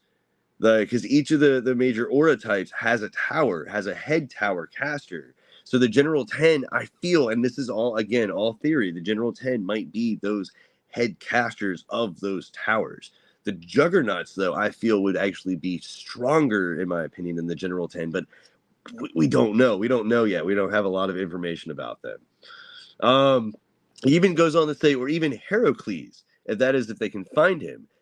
Heracles was a hero that was mentioned in the original comics. He was called Hero. There wasn't really much that we knew about him, but he was the defender of Unity City. This is alluding to the fact that he's gone missing. I do love though that he's actually included in this. The old guy comes back actually with his specialty. Yeah, there's a lot of cigars because this is Georgetown tobacco that he's actually inside of. The guy comes back with his tea to actually heal him. And all of a sudden, these three dudes show up, looking completely the same. They start looking around, and I believe that's him, number two. And Sam is really super surprised because he realizes that they look like M, but super young versions of M. This is where he reeks of the pathways, number two, but that's impossible and quite unsanctioned. Pathways. Quite number three. Pathways? Residue? Quite unsanctioned. Just who the hell are you? I'm afraid you're going to have to come with us. Regulated, the pathways were regulated. The pathways were something that weren't used regularly because of how dangerous they were. Evergreens, I'm assuming, had the ability to be able to enter the pathways. Probably other people as well, but predominantly it seems like the Rainbow Wizard is keeping tabs on whoever is using the pathways. And again, it sounds like it's regulated because it probably is super dangerous. There are probably things in the pathways that they don't want to escape. There are probably things in there that it might even be some sort of a prison now. We don't know. We have no idea when it was created, how long it's been corrupted like that. So the guys at the at Georgetown Tobacco, they decide that they're going to be like, wait a minute, no, you're not going to take him. You won't. Like, I'm not letting you threaten anybody when this is my place. And the M clone literally waves his finger, and masks fly off the shelves and immediately attack. They stick themselves right to these guys' faces, and it's cool because they literally come on. And what they start doing, you can see in this panel right here, and Sam even says it. They start literally transforming them into versions of the beasties that these masks came from. Maybe that's why these masks were illegal. Maybe they're enchanted masks that turn you into many versions of these cryptids. How else did they traverse if not through the pathways? I mean, they can teleport. You can teleport for sure as long as you're a strong enough caster and you have a clear enough idea. I mean, cars actually still operate if you actually have a ding bell. I would actually say that, of course, you still have horse and buggy. You would also would have other cryptids that you can probably ride in order to actually travel. But the pathways are super, super, in my opinion, I think they're super dangerous. It's one of the reasons why they're not traversed often, and they're very heavily regulated. So yeah, the guys from Georgetown Tobacco, they actually start turning into the cryptids from the masks. And they start making fun of them, like, oh, actually, gentlemen, we won't be requiring your assistance. They actually send the Mothman mask to Sam. Sam is basically like, look, I don't want to do anything. I don't want to fight you guys. Just I want to know what's going on, and I need to find out what's going on in Point Pleasant. And they're like, do you trust him? No, we're not. We don't trust him at all. And they send the mask directly to him, and it goes on top of his face. Now, when he has this mask on him, he can't really do much. Like, they're in control. Like, they basically lift him up and carry him out, as you can see right here. But his eyesight does eventually return. He can't speak or anything, basically because of part of the enchantment from the mask, but it doesn't transform him like it transformed the other guys. He realizes that they're going in through a courtyard. You can actually see it looks like students over here dueling one another. You can see these guys over here just practicing maybe some more simple magic. Come over here, you actually see one person contracting a Sinkhole Sam. Again, BC code name Sinkhole Sam. What are they training? So he actually can see them actually doing it. In the original comic, it actually talks about the Sinkhole Sam bursting a hole and then bringing up so much mud that it splashed everything around them, including the M clones and the statue of Heracles. That's what this is right here. That's what all that is. It's the mud the Sinkhole Sam threw up when it burst through the ground because these guys right here were training. They take him through a doorway. You actually start seeing books. First look that we actually have of the Rainbow Wizard. He's like, well, number one, number two, number three. This isn't any way to treat our guests now, is it? Release them at once. The mask comes off, and it's revealed that it's Quimble's University, and it's the throne room in Quimble's University. You can see the Rainbow Wizard sigil right here at the top. You have all of these books flapping, going to and fro, different places. All these different, you can see these different runes. These different sigils right here on top of his throne as well. Tons of different M clones. Sam Sinclair, what an honor to finally meet you. See, is him actually taking the mask off. We do apologize for the way you've been treated, and Sam's just still in disbelief of everything that's going on. Like the books, the majesty, the throne room itself. He snaps his finger, and boom, immediately cleans up Sam too. You can see that. Boom, Sam's immediately just poop, done. Now that you're clean, you're clean, let us begin. He must be a clean freak though, because he yells at number one, number two, number three, and sends them immediately to the bathhouse and refuses to actually clean them, which is an interesting point. He's like, as I was saying, the door to the pathways, and he's like, well, he can't speak still because the enchantment from the mask is still affecting his throat. He's like, that pesky little spell. Snaps his fingers again. Sam is immediately, Rainbow Wizard, sir, Point Pleasant, you have to send. He already knows about Point Pleasant. Like, Rainbow Wizard knows, like, what's been going on. Sam is pushing, like, we need to go, the other cities. And, like, the Rainbow Wizard is trying to calm Sam down. And Sam is just going, I was there with him. Oh, I saw it. It broke the veil. We have to send someone. And Rainbow Wizard is like, Sam, you don't know this. Point Pleasant was wiped off the map off the face of the earth over a week ago. The time that it took Sam falling through the pathways, he says time moves strangely in the pathways, sometimes more slowly, sometimes faster, depending on the door. It took a week, basically, for Sam to go to Unity City. And in that time, 7 cities had been destroyed, but like 6 other cities besides Point Pleasant had been destroyed. So the Rainbow Wizard keeps pushing. Who opened that door for you? Who gave you access to the pathways? And Sam basically starts breaking down. It was my father, M. Somehow Mothman broke through the veil M put in place 10 years ago, and M opened a door behind me. The last thing I saw was M facing off against Mothman. The Rainbow Wizard right here is scared to death. You can see it in the illustration. And the reason why he's so scared is that Mothman was able to actually break through the veil that M put in place. M is it's just the fact that M's magic was not able to actually hold off, even though they tricked him and they actually kind of used a way of breaking the veil. M's veil not working scares the Rainbow Wizard. And then Sam's like, wait a minute, hold on, time out. How do you actually know my name? And the Rainbow Wizard's like, that's right. That's a long story there. Would it be okay if just to say if Adam and Rose spoke fondly of you? And like that was a good segue because Sam immediately was like, oh, Adam and Rose, oh my God, are they actually here? And he's like, no, they're not. He pulls out his spellbook underneath his robe and he starts actually in the OG comics, a map came out of his spellbook. And it started unfolding, and it unfolded in an impossible number of ways, and it opened up, and it actually showed an entire map of the continental United States. And that's what he's doing right here, is he's explaining basically that Rose left at the beginning of the semester to research several ring artifacts found out west. Pretty interesting. I'm thinking maybe those could be pullet rings, but I don't know. And as for Adam, he left Quimbley unsanctioned over a week ago.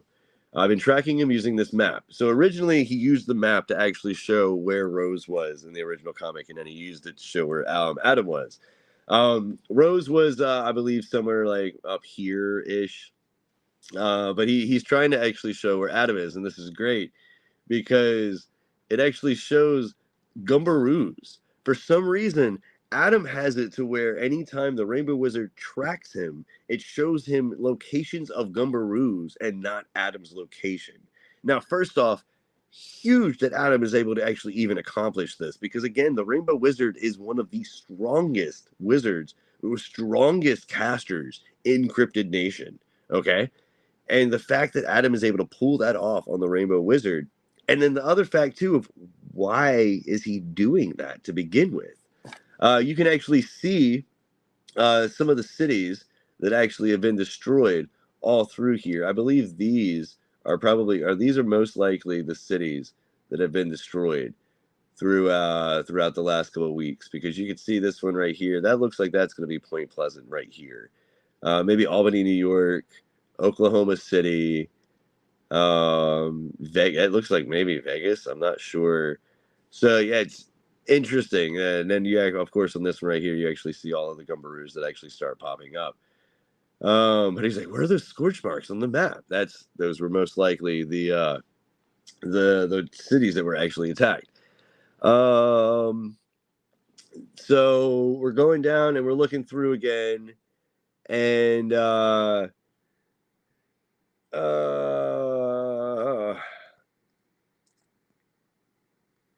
don't think I have any mods in here right now. I have to give. Oh, never mind. I'll ignore it. So he even says it. He's like, wait a second. The Rainbow Wizard is an evergreen caster, one of the most powerful beings in Cryptid Nation. Has Adam really grown so powerful that he can hide his presence from him? What I was basically just talking about. And more importantly, why would he want to? This is pretty much the point where he's like, they found out they basically both left after they found out about Point Pleasant. And then he's like, wait, listen, where did Rose go? I need to find her. And Adam, I need to. And the Rainbow Wizard's not having any of it. He's like, stop. As I said before, his departure was not sanctioned, talking actually about Adam. And he's like, neither is yours. Pretty much saying, in essence, that he's going to keep him there. Ooh. He's like, listen, Adam has spent the last few years training for one purpose and one purpose alone. Purpose? To destroy Mothman and do whatever was needed in order to acquire that power. In fact, he was quite essential to our ongoing war efforts. And then that's when Sam realizes that the students outside weren't training. They were literally getting ready for war. What's up, Kevin? How are you doing, buddy? Then we actually have over here, well, thanks so much for the information. He's trying to play it off like, don't worry about it, man. I'm just here. That's cool. Adam and Rose on here. I suppose I should go. And as I said, Sam, I'm afraid and then that's when he's like, Sam, I told you can't leave. I believe that M was doing more than simply looking after Adam. I believe he was there for you as well. And then he's like, what? There's no other reason why M would adopt two orphans from the Shattering. And this is when Sam is like, I need to literally get out of here. The old man brings out what's called a gauging lantern. Um, a gauging lantern allows the user to actually see the magical potential of the person it's being viewed on. Um, and it's an interesting artifact. It didn't go into it that much right here, but it looked like a normal kind of like coal miner uh, lantern. And on the base of it, I don't know if there's a good picture. Yeah, on the base of it, it has different carvings of cryptids, and same thing on the top right there. But it was to show the potential that a caster actually had, what kind of affinity they might actually have for different aura types as well. So he pretty much uses it on Sam without Sam's permission. And as you can see, it's pretty draining. And it's a lot of aura that pours through it. And he's still like, oh, how utterly disappointing. All that potential wasted. How have you spent your youth, Sam? Because Sam is, think of it as like a rushing sink. He has no way of controlling it at all, but he has this vast reservoir. And he's like, I feel weird. What did that thing do to me? Because it took a lot out of him because it actually was gauging his full potential. It was a fool to entrust such an important artifact to you. He looks at him. He's like, oh, what's this? What do I have here? What is this? And it's the spell book that M gave Sam. M's spell book. This and the secrets it holds will be the key for the war efforts. What? How? Give that back. And now the Rainbow Wizard is going to do something that's insane. He takes the spell book and he actually tries to force it to give him his secrets. And you can see the amount of aura that is actually being released in this one panel right here. You can see it. And he's trying to get some sort of an idea of exactly what is in this spell book. And he's like, that amount of aura, is he more powerful than thinking about him? Crafty as ever, that M. Number 3, take this to place it carefully in my study. It would appear that only our young friend here is the only one who can use this spell book because it's blank. In the original comic, it actually has one of the seals of Solomon that will not allow someone to view the book or view the contents when it's under duress. So if it's stolen, it would just be a blank book. It has to be either passed or given to you to be able to actually see what's in it. At the same time, it also can be used as a teaching tool to allow certain things to appear, certain things to happen as you work up to a certain proficiency with it. Think of it as like the Spider-Man movie, where he has Tony Stark's suit, and he's supposed to work his way up to being able to use all of the gadgets on it. It's kind of like that idea. So in essence, basically the Rainbow Wizard at the end of chapter 3 kidnaps Sam and keeps him because he thinks that he's the only one that is going to be able to read the spell book. Now, I want to go over this because this is actually kind of cool. This is a journal entry, it looks like, from the Rainbow Wizard. I'm going to go through and actually read all of this as well. The destined meeting with Sam Sinclair went better than I expected.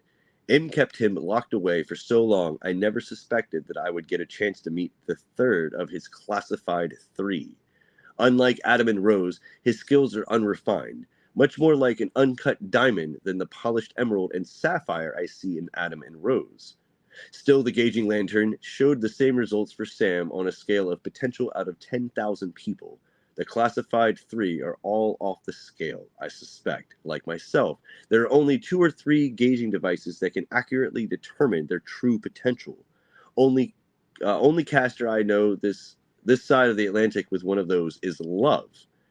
It will take many years, yes, many years, for them to reach their full potential, and I must have them for the war effort. With M gone and the other evergreens cast to the wind, I fear the entire might of the Unity City might not be enough to stand against Indrid Cold, I see. Oh, how I fear him. Please, please return to the shadows before all is lost. So that's super cool that it's a full journal entry from the Rainbow Wizard. And of course, he's completely blank. He's completely filled out for his potential. That's the average caster potential right there. The gargoyles we haven't met, but these cryptids actually have magical potential as well too. So you can actually see how they're stacked with those 3.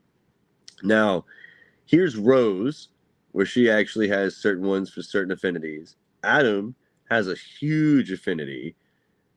And then the golems are these. The golems are actually the M clones.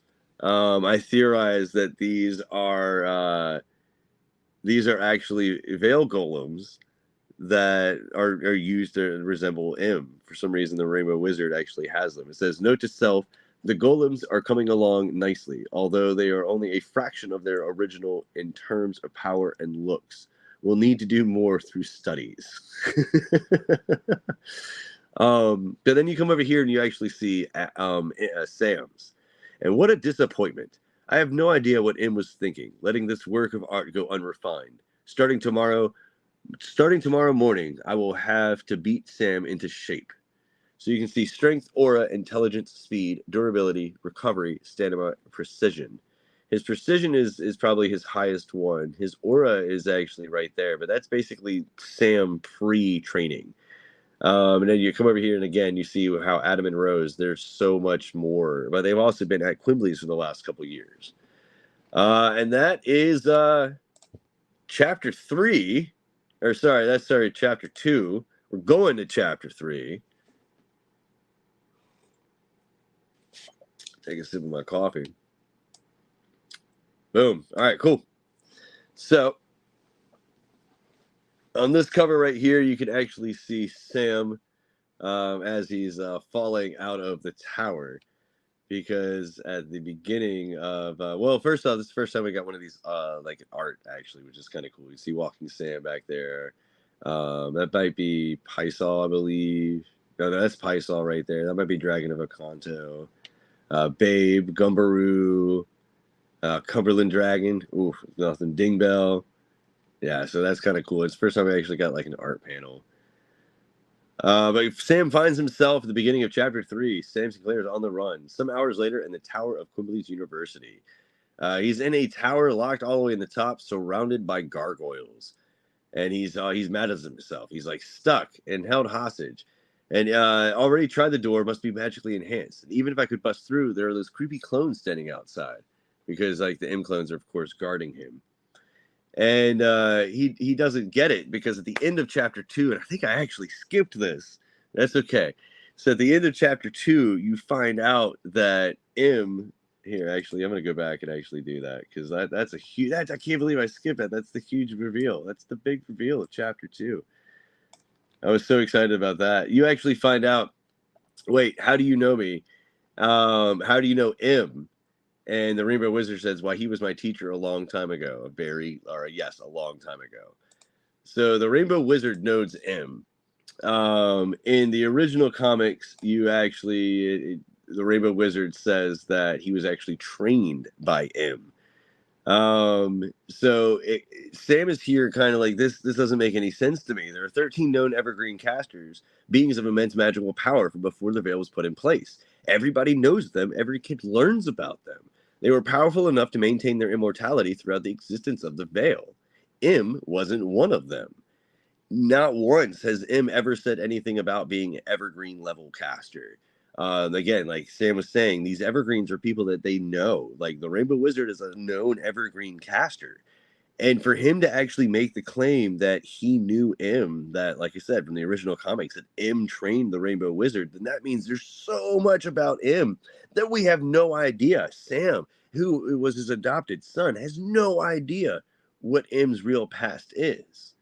So Sam gets really upset. He grabs his baseball bat and just starts going to town on the door. He's slamming it and slamming it and slamming it, and all of a sudden, the baseball bat phases through the door. He gets so mad at it because, again, he doesn't like magic. He doesn't want to use magic. And he starts pulling and he starts pulling and he's pulling as hard as he can, and all of a sudden, it releases and he lands right on his butt, laying on the ground. And he's just fed up. He's completely fed up with everything. He's like, great, just great. I'm not even powerful enough to break through a door. I hate magic. The only thing the shattering the veil brought was death and destruction. Even now, magic and beasties are just being used to start wars, to kill. I refused. I refused to learn how to use these weapons. I refused, but I'm too weak. Can't protect my friends. Can't save anyone. Can't even break a door. So fine, I'll do what it takes. I'll do what it takes to, and that is the moment he actually sees that M's spellbook has appeared underneath his bed. And it's also the moment that he realizes that he's going to have to cast magic if he wants to be able to protect his friends, if he's going to want to be able to protect himself. He he realizes that there's not anything he's going to be able to do after witnessing what he just saw with the attack on Mothman and M, and then what he actually just saw in the throne room with the Rainbow Wizard. He's like, I'm just incredibly weak. There's nothing. I have to do something. So he grabs the spell book and he starts looking through it, and he's like, well, "This is all empty. I don't know what I'm supposed to do with this," because again, it just magically appeared, and that goes back to the seal that I was telling you from the one of the seals of Solomon. The book would, or whatever the object was that had the seal on it, it would appear to the correct owner. So he grabs the book. It doesn't really have much in it, but then he's like, "Wait a minute, I see something. This page is different." And then all of a sudden, in this book, in this empty book, these images start appearing on the pages, and he realizes that it was actually, this is M's handwriting. And so one of the images actually starts to resonate, and he sees that it's actually interacting with the bar, and he touches it with his hand. And this right here is the first time that Sam Sinclair casts magic. It is the first time that he actually uses magic that we know of. And as soon as he touches it, boom, goes off. The bars actually creak. This immediately alerts the gargoyles. So he starts looking out, and he's like, "Wow, it's crazy that M actually somehow set this spell book up to where it would help me if I ran into a situation where I needed help." He's like, "M, whoever he is one crafty devil." And then the gargoyles actually start breaking up, and they start moving towards the window where Sam was actually standing. And he's like, "Oh crap, what now, M?" Another one actually starts to glow, and he starts looking at it, and he looks at the window, and he looks at it, and he's like, "You really expect me to jump?" They make the joke right here about how every tower needs its dragons. The gargoyles are actually the dragons. Again, beastie code name gargoyles. So he looks down. He's like, I guess I'm gonna have to jump. So he pushes his hand against the actual mark on the page, and he jumps down. And it's kind of cool because if you look, this is a throwback, I feel, to the original Gargoyle show. I love that. I love the little detail. It's awesome. So he starts falling, and he's like, I don't know what's going on. And all of a sudden, boom, he can actually stand on the air. That's what that second spell was. So he starts using that, and he starts running away. The gargoyles are chasing him, slashing at him, trying to swoop in and get him. He's able to actually turn around, dodge the attack, hit one of them actually with the baseball bat, turns back around to another one coming to attack him, hits him right across the back. But then he starts realizing that he needs to get out of there because it's not going to work. He's not going to be able to take down these gargoyles. Another spell appears inside of the spell book, and as soon as he actually touches it, a light erupts from the spellbook and fills the sky to the point to where it actually simulates the sun and turns the gargoyles into stone, and they immediately fall back down to the earth below. He then skates over to the Golden Dome Bank where he originally fell through the pathways, and an alarm immediately goes off. They know that he's escaped from the tower. They know that he's actually trying to escape somehow out of the city. Um, he starts looking around trying to figure out exactly what he can do, and that's when he actually spots the car on the road. So he jumps down, goes and checks the car. The car's unlocked because I mean, it honestly, you'll find out later why this car was probably sitting here abandoned. But the car's unlocked. He actually starts looking around. He finds the key, and he's able to actually start the car up, and they're able to actually leave Unity City. And you can actually see, I love how the alarm slowly it gets smaller and smaller. It's like the gargoyles in the background actually with the searchlights trying to actually find him. Now in the original comic, they actually talk about him actually going through the veil that was surrounding Unity City. The Rainbow Wizard had a veil surrounding Unity City, protecting it.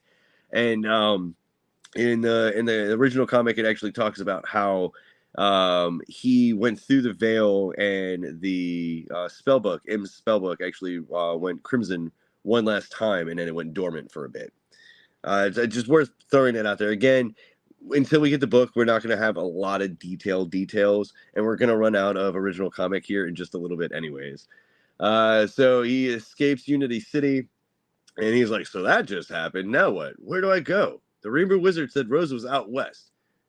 Then we'll find Adam together. And his car starts clanging, starts making some noise to where he actually can't go nowhere. Car actually stops, comes to a complete stop. The car, it's dead. There was a full tank just an hour ago. He has no gas. At least that's what the gauge says. So he gets out and he actually starts checking it. I mean, he doesn't know that much about car mechanics. He is actually really good at repairing like handheld radios, things of that nature. But I don't know if he knows that much about cars, fixing them or anything at that point. But he opens up the hood, and as soon as he opens up the hood, he gets electrocuted, like hardcore gets electrocuted. You can actually see it to where it knocks him back away from the car. He's all marked up right there. You can actually see some of the smoke coming out right there of the engine. He's like, "What the?" And he slowly walks over, and he slowly walks over. And as he's about, he peeps over, and he sees another spark, and it's a ding bell. And this is awesome right here, the creep, because it's the first time, it's the first time that we actually ever have like an actual like verbiage or a noise from a cryptid. No, he's so far away from Unity City. He's outside of the veil that would be protecting Unity City, Bubaloga. Yeah, that was the same dumpster that he came in on and actually landed through. That was the same dumpster. That was the same car that was actually there when he first got to Unity City. So, Dingbell, beastie code name Dingbell. Dingbell immediately attacks Sam because that's pretty much where Dingbell lives, is inside of the hood of the car. And Sam and Dingbell start going at it. And in the original comic, it actually talks about how Dingbell shot an electrical bolt at Sam that started going a dozen different ways. And Sam was able to actually see the bolt and use his abstract power in order to actually see all of the different potential outcomes of where that bolt was actually going to go, plus other ones that it couldn't even go to, but were other slight potentials. And he was able to actually, that's what you see right here. He's like, I can see it. He can see where it's actually going to end up. And so he actually rears back, takes all of his strength, is able to actually go through and hit Dingbell, sending Dingbell out. Cool thing is, though, if you look at Dingbell's wrench, you actually see the 3 crowns, which is Sam's sigil. This is the first beastie that Sam ever contracts, and it's completely by accident. He doesn't even intend to actually contract Dingbell. So chapter 3 ends with Sam slugging Dingbell, throwing it through the air, and contracting it pretty much at the same time. Because remember, there's 2 ways of contracting a beastie. One is through cooperation. You both parties agree to actually to the contract. The other one is subjugation, where you can actually subdue a beastie to the point to where you can form a contract with it. Now, remember though, and Mike has actually talked about this, where contracts between casters and beasties, it can go both ways. Where, like, let's say for example, you contract a very strong beastie and it's willing to contract with you. Well, if its aura and its willpower is stronger than you, it will control you, not you control it. So contracts are always a serious thing when you come into these really powerful beasties. So let's go then to chapter 4. Chapter 4, this is the one that just came out this last Friday. A beautiful shot of Mothman right there. Well, there's a reason why. You'll find out, Bubbaluga, why Dingbell actually is the first one. So the Battle of Loveland Castle. Dingbell Emporium Incorporated, established 2025. Tired of that old car never working? Want that washing machine to fire up again? Our Dingbells run our cities, and now they can run your home. Try a Dingbell today. I love this. I had so much fun turning that into a reel. It's super cool. So then it goes to chapter 4, Battle of Loveland Castle. So this right here are two different radio jockeys, Jim and Lawrence, I believe. And they're just going back and forth talking about how there's a big storm coming. This one's a doozy, folks. Avoid it if you can. Reports show that this cold front is several miles long and just as many miles deep. That's got to be over several 100,000 people all moving together. What do you think, Jim? Could the source of this spirit storm be coming from Nashville itself? Because again, remember, big population centers could produce these spirit storms, and so these guys are literally predicting weather, predicting spirit storms like it's weather. So it's hard to say, Lawrence. These spirit storms sure do love to move, and when they move in unison, they move. So then Sam starts trying to get a little bit more information from Dingbell at this point. He's like, so I guess you were powering this old piece of junk. Do you live in there? Pretty much, we come to find out that Dingbell lives inside of the car. Now, the original comics went a little bit more in depth and actually talked about how there really was no engine in Lucy. Lucy's the name of the car. Tentatively, we don't know if that's what if that's what the car is going to be named, but that's what it was named before in the original comics. But there was no engine. It was Dingbell that actually made that thing work, made that thing go. Um, so it's interesting that he's like, yeah, he lives in the entirety of it. And then I heard about this. Dingbell's powering things. They say the entirety of Unity City runs on dingbells. Dingbells traditionally were hunted almost to extinction because of how versatile they were. You were able to actually use them. They could pretty much, in essence, get any mechanical machine to work, in essence. And so they used it for power plants, for cars, for TVs, for radios, all sorts of different things. The old comics were talking about how dingbells were almost hunted to extinction. Sam's even like, is that where you came from? Did you escape or something? And Dingbell just gives him an evil look. He's like, first I need to find Rose, then Adam, then together we'll find him. I guess this is the start of my journey. But that symbol, I've had it on everything I've ever owned and loved. They still haven't come out yet and actually said that this is Sam's sigil, but this is Sam's sigil. This is what will appear on any beastie he actually contracts. This right here is where we actually find out that Mothman's been sighted again, and this time it's wiping out 8 different Cryptid Nation cities in the past 2 weeks. So there's like, Jim, where, Jim? Mothman's been sighted flying above a castle of all places, a castle in Ohio, the Loveland Castle. Now, these panels are some of my favorite because if you actually go back and read the original comic, they're in between the actual verbiage of the announcers. You see a hot dog hit the pavement, a car door slammed, electricity coursed through Lucy as she started. Like they solidly, like amazingly got those literal words translated to these images. This is one of my favorite panels from all of them.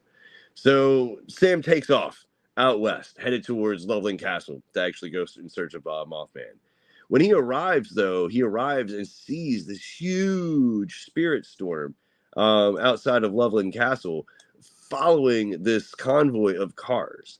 Loveland Castle over there off in the distance. You can just see all these spirits right here with all these cars, like just chasing the cars. A convoy of thousands of people running from thousands, no, tens of thousands of spirits. And it's the Red Ghost. The Red Ghost is actually the one that is leading them, and he actually takes his crypticam to actually snap a picture of it. As the sun starts coming up, all of the spirits disappear because sunlight, for some strange reason, gets rid of spirits, and the convoy actually escapes. This is kind of cool because as they're just chilling there waiting for the day to pass, Dingbell actually looks like it looks like a Wingok, to be honest with you, that he's actually trying to shoot with the lightning. If you look in here, you can actually see some little cryptids as well too. This right here, I'm pretty sure is like I don't know if that's it might be Love. Could also be a Chibi Witch. I think that's supposed to be Mothman right there. Sam then starts getting hungry, so he eats himself a Sinclair sandwich, which the manga didn't go into, but it's a special sandwich that Sam actually remembers making with his dad. And more people actually start showing up. You got the Cryptid Student Investigators, CSI, from Tower Agua Azul, Cincinnati Cryptid Busters, Caster Unknown, and the Dayton Sea News frequency 88.1.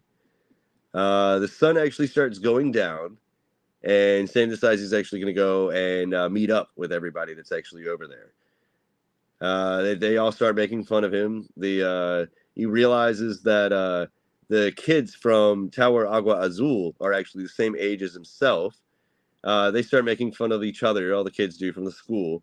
And then that's when the Cryptid Busters announce that that's where you have us. And they actually come out and zoom. I love that. And then ta-da, you see all the Cryptid Busters right there. And they're like, whatever, guys, whatever. And then the reporter starts coming over and actually going to start actually doing actually some sort of a live report. And they were saying people are going 3-2, and then she goes into it and actually starts talking about where they're actually going on. Sam stops listening and starts paying attention to the mysterious guy who just came out of the carriage. Don't really know who he is or what his name is. It's never actually said. As the sun starts going down, mysterious figure starts talking about how this is no joke. Like, this is your last chance to get out of here. The reporter's like, yeah, I don't get paid enough. I'm out. Tries to get someone to start a teleportation spell. And the mysterious guy is like, that won't happen. There's been a veil put in place that is basically protecting this entire castle and the surroundings. So if you want to get out of here before this happens, you better run. So the students and the reporters actually jump on their the students jump on their bikes, and the reporters jump in their van and they hightail it out of there. The rest of them get ready for battle. The Cryptid Busters actually start checking to actually, because I'm assuming they know about the spirit storm. So I think that is being used as a way of being able to detect if the spirit storm is close or not. A mysterious figure starts going on about it's going to happen fast when it happens. And as soon as he says that, something above the tower explodes. And it's Mothman. They're all just blinded by Mothman actually coming out. Sam, this is when he actually has a coming to heart moment. He's like, what am I doing here? I can't even touch this thing. I can hardly even look at it. I'm weak. And the mysterious figure tells the three Cryptid Busters, you three hold it in place. And he uses his weapon, which is a caster gun. We've never seen one of these besides this point in the story. And it's instead of, some people use wands, some people use spell books, some people use artifacts. A caster gun is another weapon that allows this mysterious person to load it with shells that are pre-packaged spells that he can fire off. Think of it as like the caster gun from Outlaw Star. If you're familiar with Outlaw Star, that's the exact same idea. It's a gun that can fire magic. The Mothman immediately looks at Sam. Sam goes to his knees, but he feels like this is different. Something's different. It's not the same type of aura. Mothman comes to attack and is immediately met by the three Cryptid Busters who use their Cryptid Buster guns in order to actually stop it. I've always assumed that the Cryptid Busters guns, I theorize that they are proton packs that are actually powered by the person's aura itself.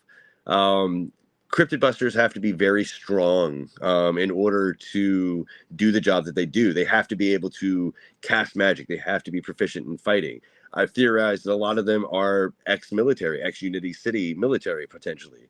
Some of them might be ex-military from higher ups in some of the towers. We don't really know.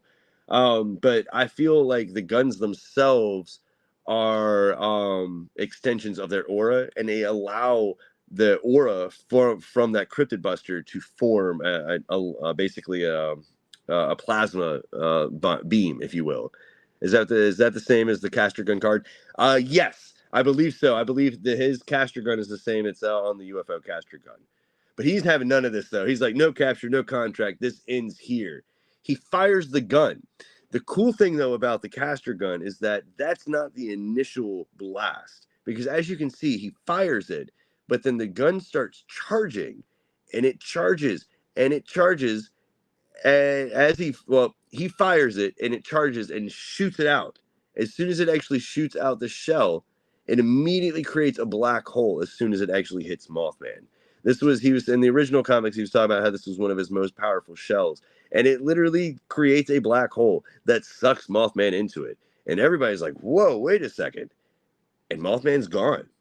Everybody erupts into celebration. Everybody's exactly happy. Sam's like, that doesn't make any sense.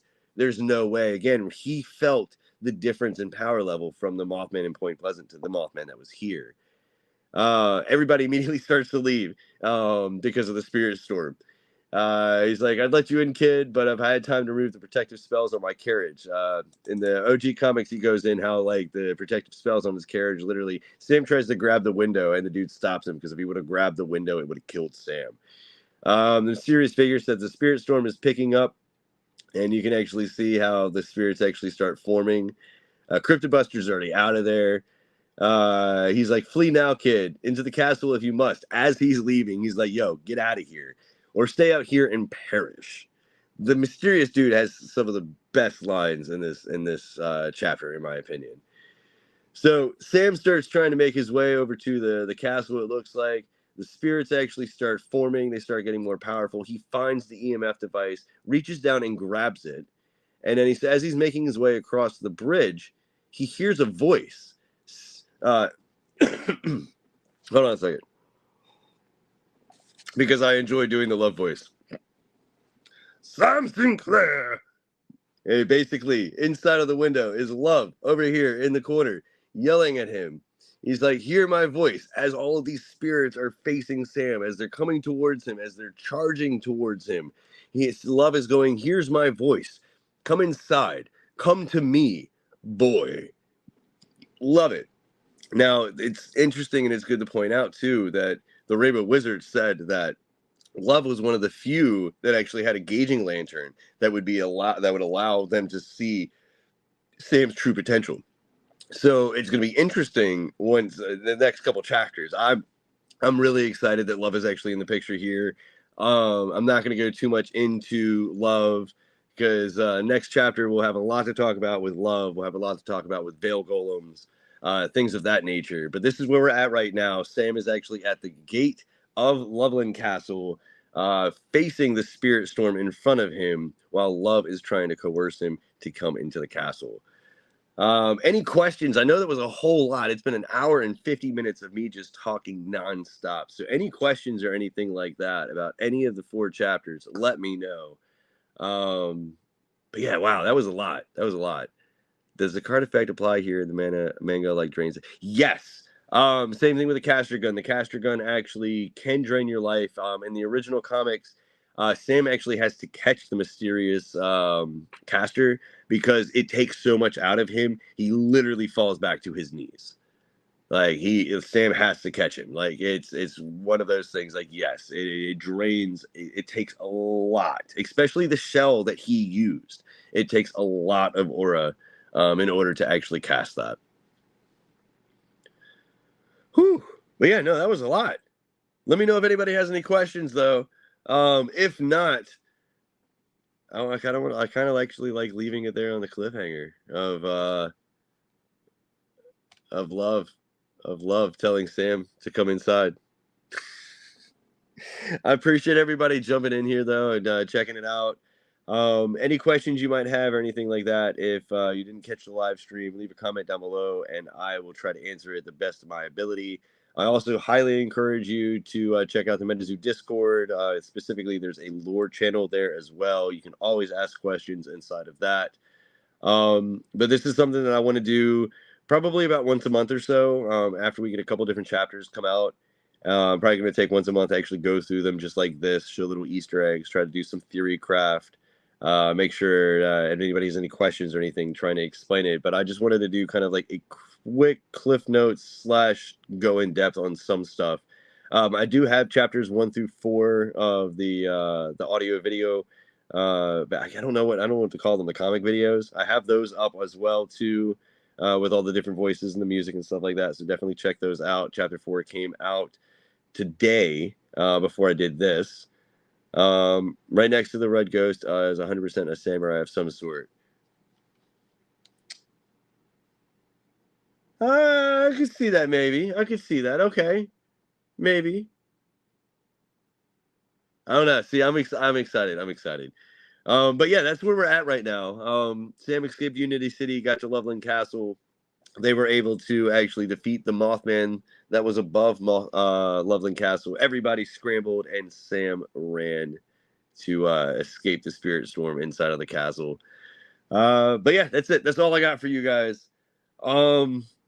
I think we're having a stream next week. I can't actually say who will be here, but if it actually happens, it's going to be huge. So keep an eye out on Instagram, and I'll definitely announce that if I am able. But like I said, any questions or anything you might have about anything from chapter 1 through 4, leave it in a comment, and I will answer to the best of my ability. Or check out the MetaZoo Games Discord. You can find that link inside of the description as well. Let me get rid of this real quick so you can see my big beautiful mug. There we go. But that was Chibi Witch in the Clouds. Okay, that's what I thought. But yeah, my name is Turmentic. Thanks so much for this. I'll be honest, I was a little nervous at the beginning of it because I've never actually just got on here and talked lore. I've never done a straight lore live stream before. So thank you guys for jumping in here, actually listening to me ramble. I got the monologue for almost 2 hours. And hats off to this being our 31st episode of Let's Talk MetaZoo. We're going to continue it into next year. I want to actually interview more of community members, things of that nature too. So if you're interested on trying to be on the show, reach out to me, tormentic@gmail.com. But until next week, I hope you guys have a wonderful week, and I'll see you soon. All right, bye.